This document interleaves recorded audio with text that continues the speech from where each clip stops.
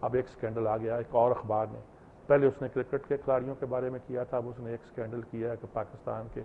اس کا کوئی نمائندہ جو ہے وہ ایک گاہک بن کے چلا گیا کسی ٹریول ایجنٹ کے پاس، اور اس سے کہنے لگا کہ صاحب میں تو جانا چاہتا ہوں، انہوں نے کہ لندن بھجوا دیں گے، 10 لاکھ روپیہ لگیں گے، اور اس کے لیے آپ کو کسی اولمپکس میں کھیلوں میں کسی آفیشیل بنا کے یا کھلاڑی بنا کے بھیج دیں گے، اور فکر نہیں کریں آپ، بھائی کھیل تو بہت کھیلتے ہیں نا یہ لوگ، تو اس طرح کی ان کو کوئی آفر کی ہوگی، اس نے کہانی کو یہاں تو ہوتا نا باقاعدہ ویزا لیتا اور پاسپورٹ لیتا اور چلا جاتا، کچھ اور بھی شاید وہ معاملہ کچھ تھوڑے بہت کیے ہوں گے اس نے، کوئی ایسا بالکل خالی ہاتھ تو نہیں گیا ہوگا، پاسپورٹ کی تصویریں چھپ رہی ہیں، کچھ اور معاملات بھی سامنے آ رہے ہیں۔ بہرحال نتیجہ یہ ہے کہ ایک سکینڈل اور وہاں کے اخباروں میں ٹیبلائڈس نے یہ شروع کر دیا ہے، اور سکینڈل کے نتیجے میں سامنے آتا ہے تو ظاہر ہے کہ پاکستان کے کانٹینجنٹ نے اعلان کیا وفد نے کہ ہمارے 39 بندے کتنے سارے کے سارے لندن میں یہاں موجود ہیں، اور وہ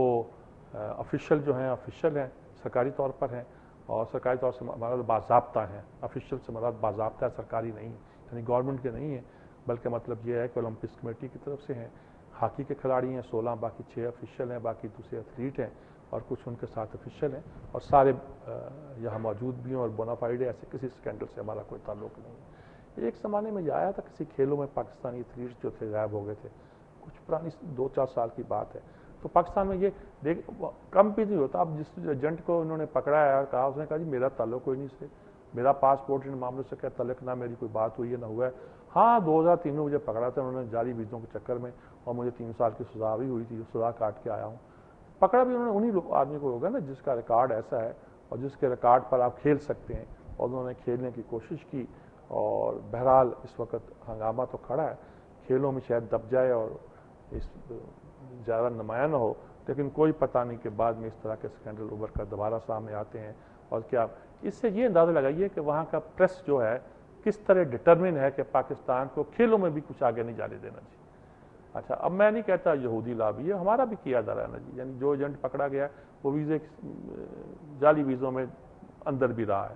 اور بھی پتہ نہیں کیا کرتوت ہوں گے ہمارے لوگوں کے، کیا کرتے ہوں گے کیا نہیں کرتے ہوں گے، لیکن یہ کہ وہ تلے ہوئے ہیں، یعنی یہاں تک آتے ہیں اور یہاں تک کوشش کرتے ہیں کہ ایکسپوز کیا جائے۔ برطانیہ کا پریس خاص طور پر ان کاموں میں بڑھ چڑھ کر حصہ لیتا ہے جی۔ دوسرا جی کراچی میں چینی اور روسی سفارتخانہ کریم بم دبا، خاص طور پر چینی جی، روس کا سفارتخانہ یہاں ہے، بڑی سڑک ہے بیچ میں، تو چین کا ذرا یہاں گھر کے اندر ہے، زیادہ فاصلہ نہیں ہے، قریب ہوا، زخمی ہوئے 2 لوگ، کوئی ایسا نقصان نہیں ہوا، کہ بلوچستان کسی لشکر بلوچستان نے ذمہ داری قبول کی ہے کہ چین ہمارے ریسورسز کو ایکسپلائٹ کر رہا ہے، مطلب سندق سے وہ نکال رہے ہیں، جو بھی منرلز نکال رہے ہیں وہ بلوچستان کی ہے، وہ پاکستان سے مل کر اس کو ایکسپلائٹ کر رہا ہے، گوادر کی بندرگاہ بنائی، یہ کیا وہ کیا، کچھ بھی ہو جی، بلوچستان کا جو بھی مسئلہ ہو، اگر وہ مسئلہ پھیل رہا ہے، باہر نکل رہا ہے، چل رہا ہے، تو بھائی اس کو کنٹرول کرنا تو حکومت کا کام ہے، تحقیقات کی جائیں گی، یہ کر دیا جائے گا، سب کو برطرف کر دیا جائے گا، ECL میں نام ڈال دیے گئے ہیں فلاں، اس سے بات نہیں بنے گی، ہمیں ان معاملوں کو بہت سنجیدگی سے دیکھنا پڑے گا، اگر یہ قوتیں سچ مچ انلیش ہو رہی ہیں اور اس حد تک پہنچ چکی ہیں کہ وہ غیر ملکی سفارتخانوں کو بھی ایک طرح سے ہراساں کر رہی ہیں، تو یہ یقیناً تشویش کی بات ہے، اور ہمیں اس تشویش پہ غور کرنا چاہیے جی۔ بہرحال یہ دھماکہ کلفٹن کے اس علاقے میں جو سمندر کے زیادہ قریب ہے، ذرا ڈیپ جا کے اندر کا علاقہ ہے یہ، اور میرے خیال میں زیادہ بات تو بہت ہے، لیکن مطلب وہاں ٹریفک کوئی تھورو فیئر نہیں ہے، وہ گویا وہاں جو ٹریفک وہی جاتی ہے، موٹر سائیکل میں بم رکھے انہوں نے بلاسٹ کیا، اور وہ پکڑ لیے جن کے موٹر سائیکل جن کے نام پہ رجسٹرڈ ہیں، اب دیکھیں وہ کیا کیا جاتا ہے، یا پکڑ لیے یا معلوم کر لیے کہ کہاں کا دونوں موٹر سائیکلیں ایک ہی دن شاید خریدی گئی ہیں، قسطوں پہ یا کس پہ، وہ کسی کے نام پہ رجسٹرڈ تھی، وہ جن کے نام پہ رجسٹر ہوں گی وہ تھوڑے آئے ہوں گے، ان کے نام پہ کوئی ان کے لے گئے ہوں گے، بہرحال ایک کلو تو ملتا ہے نا جی اس سے۔ اچھا جی، اور ہمارے لیے یہاں ایک واقعہ ہوا تھا، وہ ایک لڑکی کے بارے میں آج سنسار کر دیا گیا، بعد میں پولیس کی رپورٹ آئی کہ اس کے میاں نے مار دیا ہے، اور پہلے لگا میاں غائب ہو گیا ہے، پھر پتہ لگا کہ میاں تو نہر کے کنارے بیٹھا سو رہا تھا، اس کو پکڑ لائے ہیں، انہوں نے کہا پہلے بھی پولیس کی کسٹڈی میں تھا، ہنگامہ یہ کر دیا گیا جی، وہاں پنچایت کی گئی تھی اور پنچایت نے گھاس کاٹنے پر اس کو سنسار کرنے کی سزا دی تھی۔ سنسار کرنے کی سزا مجھے نہیں لگتا کہ پنجاب کی کم از کم کوئی پنچایت جو ہے گھاس کاٹنے پر سنسار کرنے کی سزا دے دے، زمیندار خود تو دے سکتا ہے لیکن پنچایت دے دے، یہ بڑی عجیب و غریب بات ہے۔ بہرحال شہباز شریف بھی وہاں پہنچے تھے. اب صورتحال یہ ہے کہ وہ گرفتاریاں تو ایک طرح کی انہوں نے کر بھی کچھ لی ہیں, اور اب شوہر کو بھی پکڑ لیا ہے. وہ کہتے ہیں جی قاتل تو اصل شوہر تھا. کوئی یعنی عجیب و غریب ہمارے معاشرے میں ایک کیفیت پیدا ہو گئی جس کو سمجھ نہیں آتا جی کہ ہم کہاں کھڑے ہیں, کیسے کھڑے ہیں, اور کیوں اپنے مسائل کو کیسے حل کر سکتے ہیں. جی وہ کورٹ میں کیس تھا, صبح موٹر نوٹس لیا, کورٹ نے کہا جی آئی بتائیں یہ رہنے کے قابل ہے, اس کو تو کریں آپ, فوراً کارروائی کریں. میں دیکھتا ہوں کہ وزیر اعظم کے وزیر اعلیٰ کیا اس کے خلاف کارروائی نہیں کرتے, کیسے نہیں کرتے, دیکھتا ہوں میں اس کو. تو سخت انہوں نے اس کا نوٹس لیا, لیکن نوٹس لینے سے بھی ابھی بات کہتے ہیں کہ مسئلہ حل تو نہیں ہوتے جی. کسی نے ٹھیک کہا تھا کہ جی مسئلہ ہوا کیسے,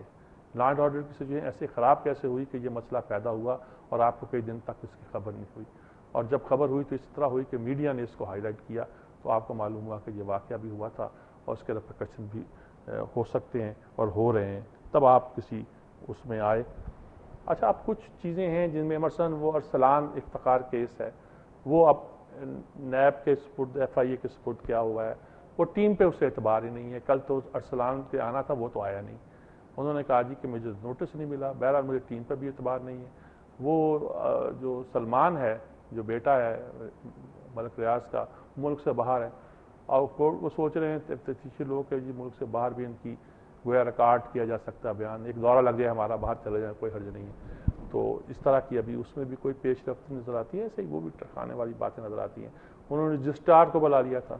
حد سے بڑھ کے ذات مارتے ہیں سپریم کورٹ کے رجسٹرار کو کہ آپ تشریف لائیں. انہوں نے کہا میں کوئی, نہ میرے پاس کوئی ثبوت ہے, نہ کوئی گواہی ہے جا کے دوں, میں کوئی کام میں نہیں آتا واتا. یہ آپ شوق, ہمارے ادارے کوئی شوق بھی تو پورا کرتے ہیں نا جی, کچھ بھی کر سکتے ہیں, کسی کو بھی بلا سکتے ہیں, کوئی رویہ بھی ان کا چل سکتا ہے جی. اچھا, ایک خبر یہ بھی ہے کہ ہمارا جو تھر کول پروجیکٹ ہے اس کے بارے میں خبر یہ ہے, کسی انگریزی اخبار میں ہے, کہ اس کو ناکام کرنے کی کوشش کی جائے. تھر کول پروجیکٹ میں صبر مبارک بند کے پاس وہ کہتے پیسے نہیں دیتے. میں نے گیس نکال دی, بنا دی, اب پیسے نہیں دیتے. ڈیزل ہی بنا سکتا ہوں, بجلی بنا سکتا ہوں, مزید پیسے روکے ہوئے ہیں. اور یہ بات درست ہے کہ پیسے روکے ہوئے ہیں, دفتر خزانہ نے روکے ہوئے ہیں, یا پلاننگ کمیشن روکے ہوئے ہیں. ایک بندے نے بیان بھی دیا تھا, ویسے ڈاکٹر قدیر خان نے بیان دیا تھا, لیکن قدیر خان صاحب اور صبر مبارک بند آن سیم پیج کبھی بھی نہیں رہے. تو کچھ اس کی ریزن ہو سکتی ہیں, درستی ہوں, سائنسدانوں کی لڑائیاں بھی ہو سکتی ہیں, لیکن بہرحال وہ جو بھی اس کا اثر ہو سکتا ہے اس پورے صورتحال کا, وہ یہ ہے کہ وہ پروجیکٹ ابھی آگے نہیں پڑ رہا جی. جو پیسے جاری کرنے تھے اس بار بجٹ میں تھے وہ دیے نہیں گئے, وہ ملیں گے, آگے چلے گا. پلاننگ کمیشن بھی روکے ہوئے ہے, اور سیکرٹری جو ہیں خزانہ کے وہ بھی روکے ہوئے ہیں. دیکھیں, اگر یہ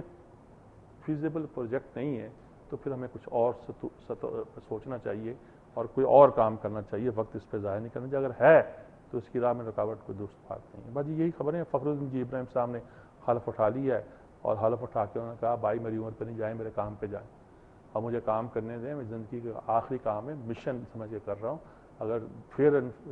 شفاف الیکشن نہ ہوئے تو بھی بڑا مسائل ہے ہمارے لیے, انشاءاللہ کرواؤں گا اور ضرور کرواؤں گا. دیتے ہیں ایک وقفہ کے بعد حاضر ہوتے ہیں.